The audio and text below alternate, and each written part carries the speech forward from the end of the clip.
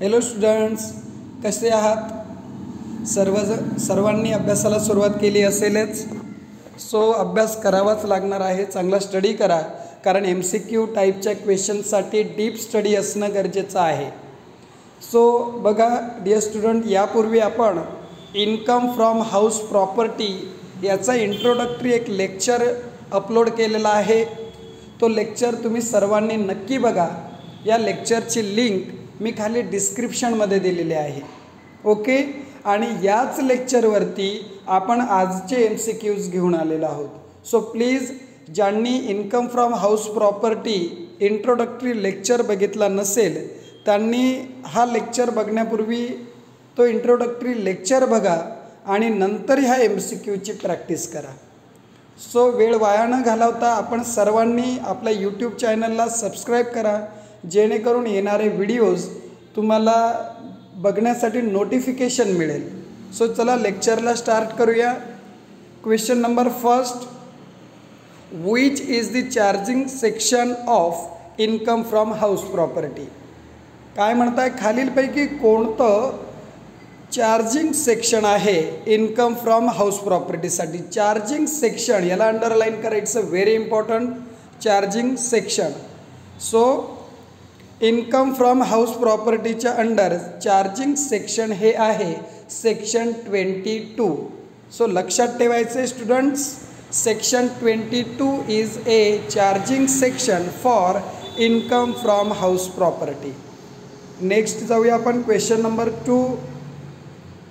काय म्हटलंय बघा इथे, income from vacant plot is taxable under the head dash dash.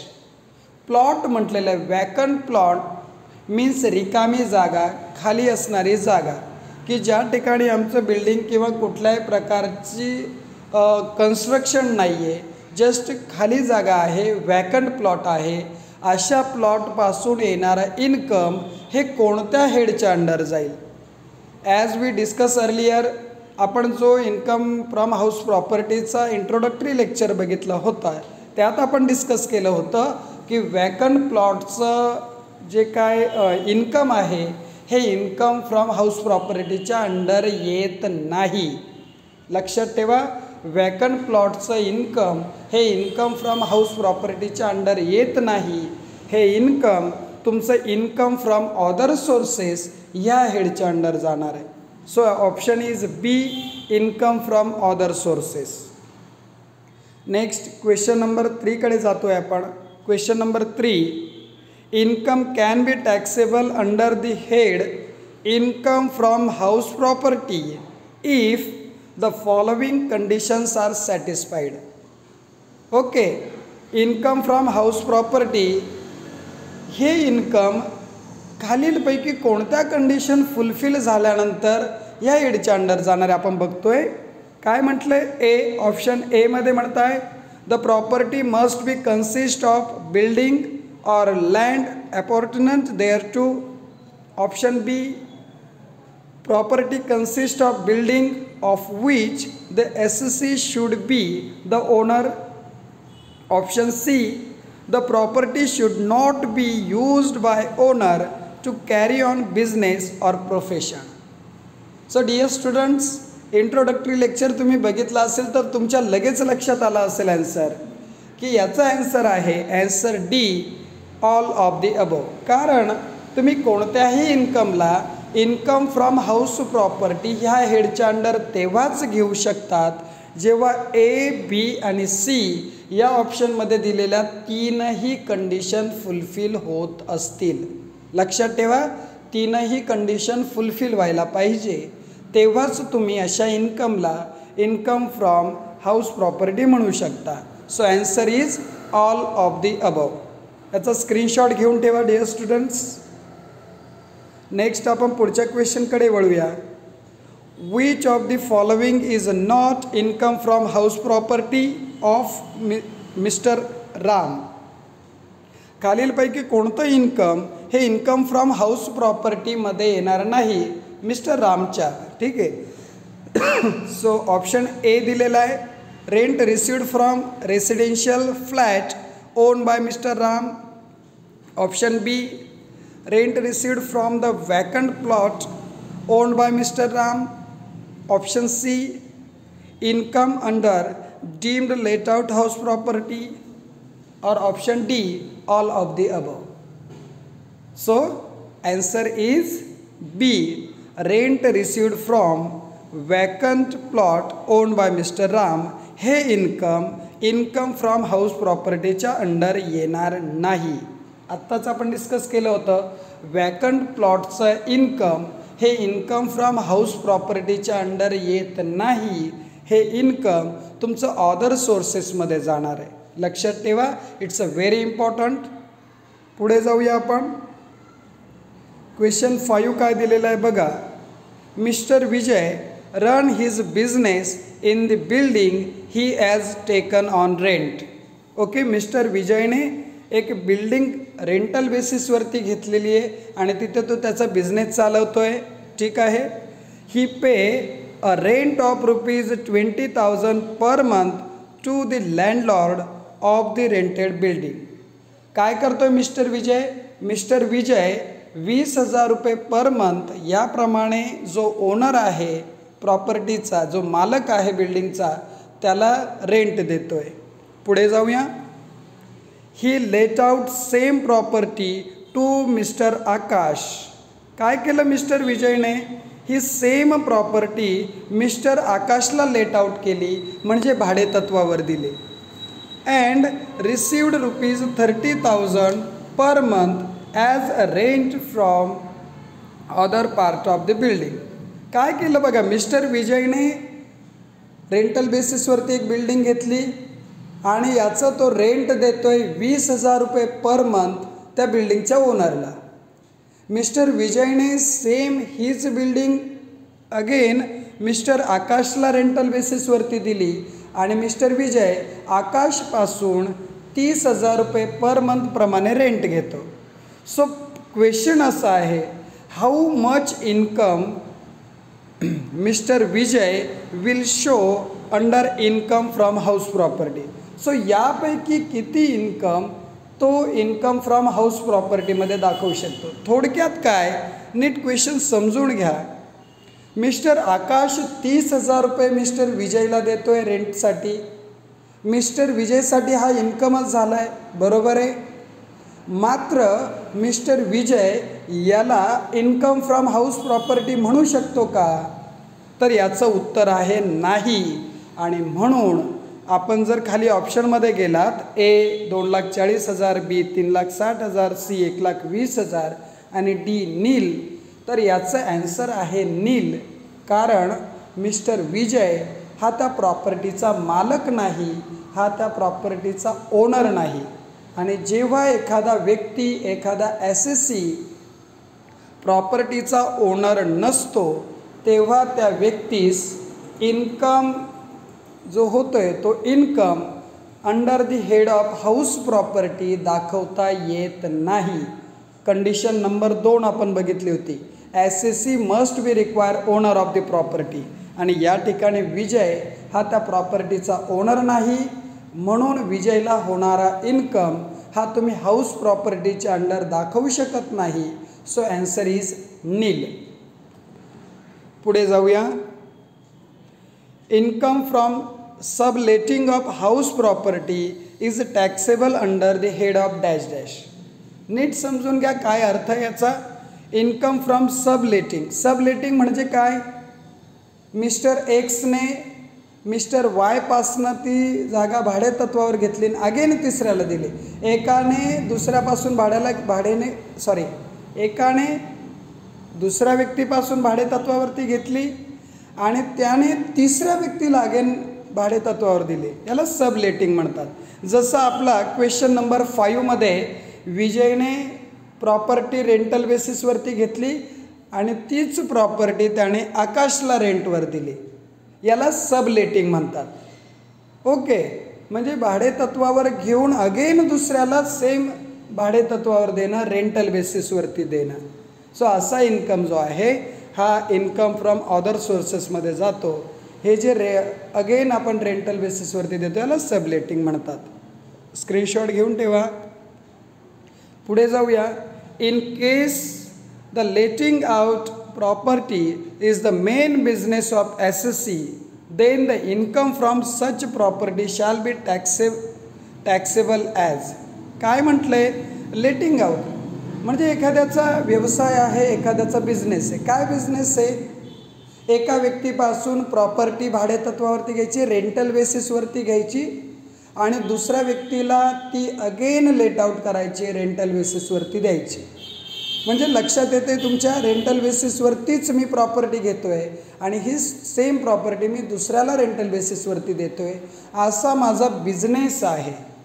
जेव्हा आपण असा बिझनेस करत असाल तर हा होणारा इन्कम तुमचा profit and gain from business or प्रोफेशनमध्ये जाणार.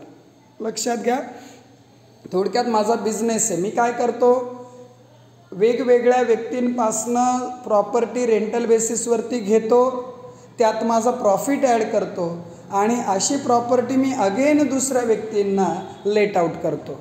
या केसमध्ये आपलं जे इन्कम आहे हे income from profit and gains of the business or प्रोफेशनमध्ये जाणार.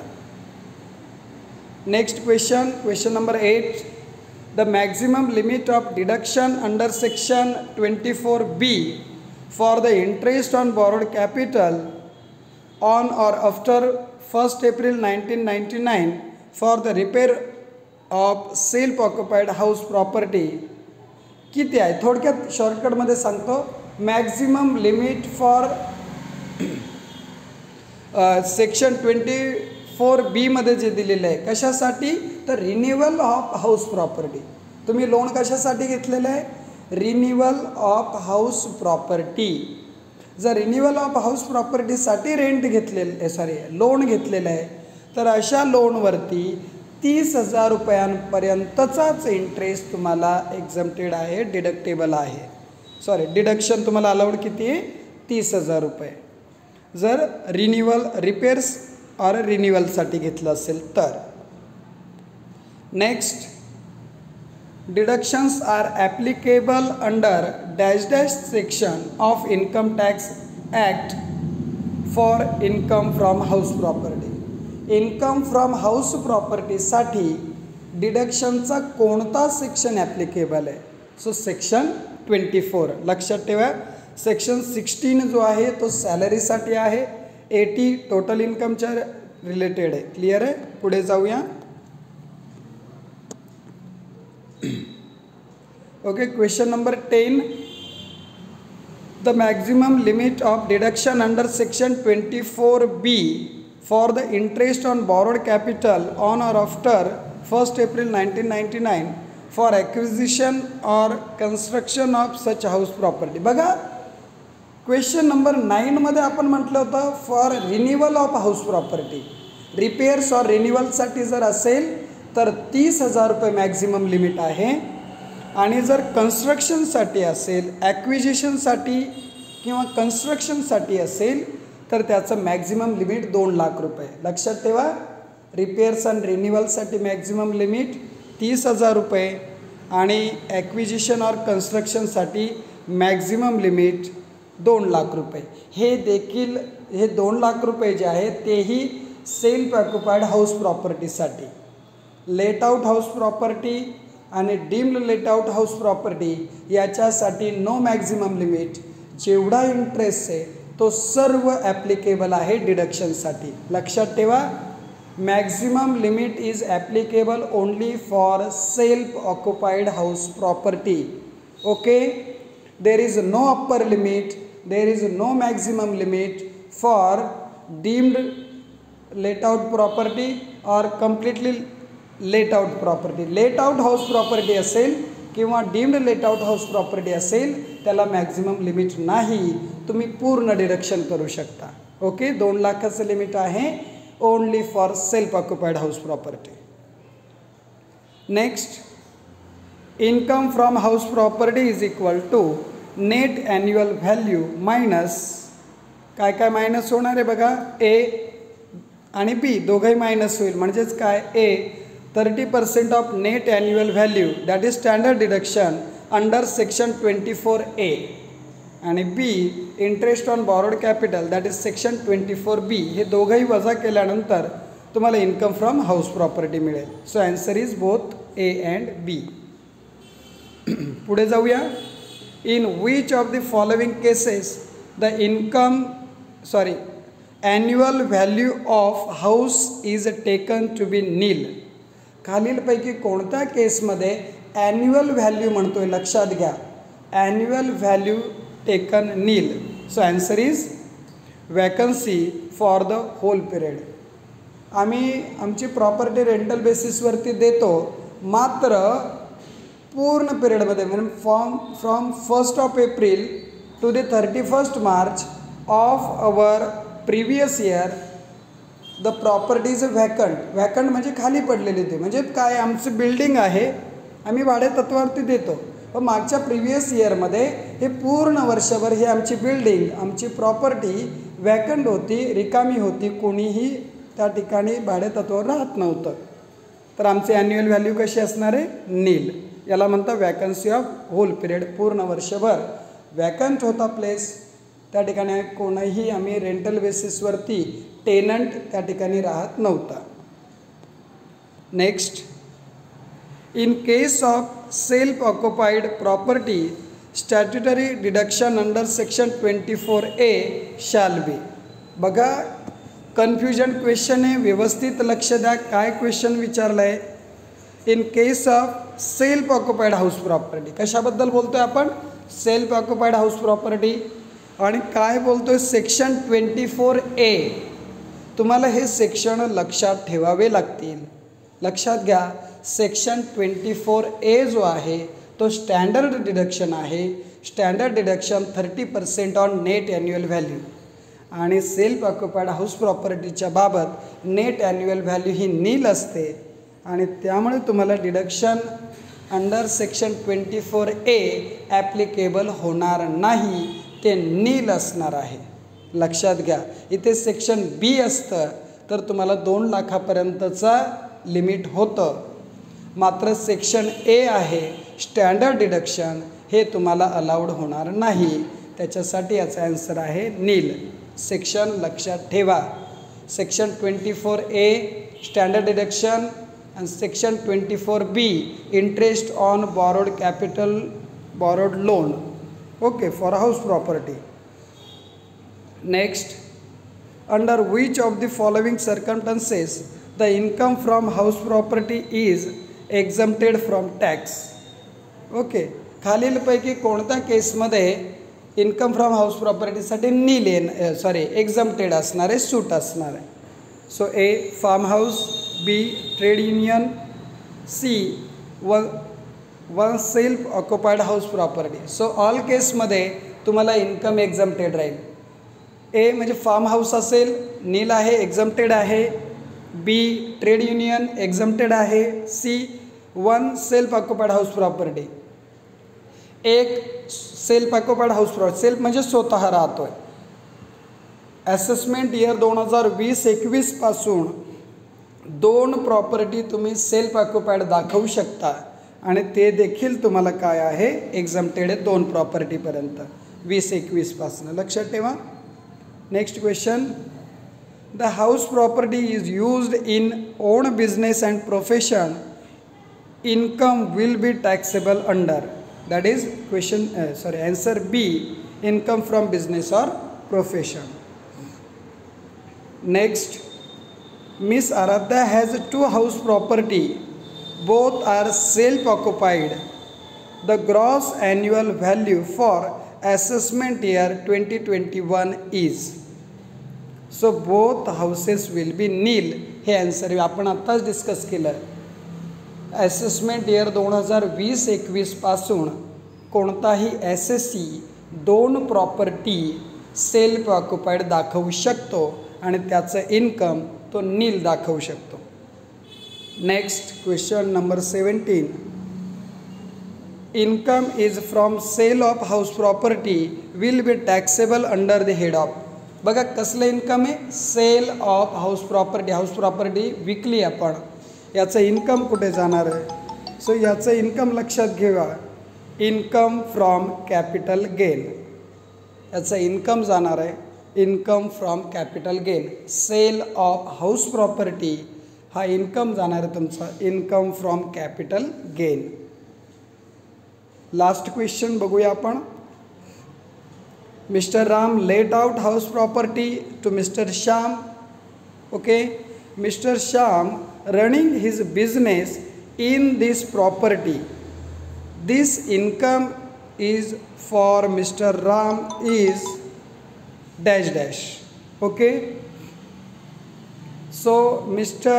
Ram let out house property to Mr. Shyam. काय झालंय बघा, मिस्टर रामने एक हाऊस प्रॉपर्टी मिस्टर श्यामला लेट आउट केली. लेट आउट केली म्हणजे भाडे तत्वावरती दिलेली. आणि अशी हाऊस प्रॉपर्टी मध्ये मिस्टर श्याम की जो टेनंट आहे तो टेनंट काय करतोय, स्वतःचा बिझनेस चालवतोय. प्रश्न काय विचारला आहे तो समजून घ्या. मिस्टर रामसाठी हा काय इन्कम झाला, तर अर्थात मिस्टर रामसाठी इन्कम फ्रॉम हाऊस प्रॉपर्टीचे, कारण मिस्टर राम ओनर आहे. ओके, दुसरी गोष्ट बिल्डिंग आहे ती. थर्ड, तो स्वतः नाही बिझनेस चालवत आहे, त्याने ज्याला रेंटल बेसिसवरती दिले तो समोरची पार्टी, तो वेगळा व्यक्ती, तो श्याम बिझनेस चालवतोय. या केसमध्ये हे इन्कम फ्रॉम हाऊस प्रॉपर्टी येईल मिस्टर रामसाठी. ओके, बघा कन्फ्युजन करणारे प्रश्न येऊ शकतात, तुम्ही समजून घेत चला, बेसिक पक्क करा. सो मिस्टर रामने लेट आउट केली, इथेच विषय संपला.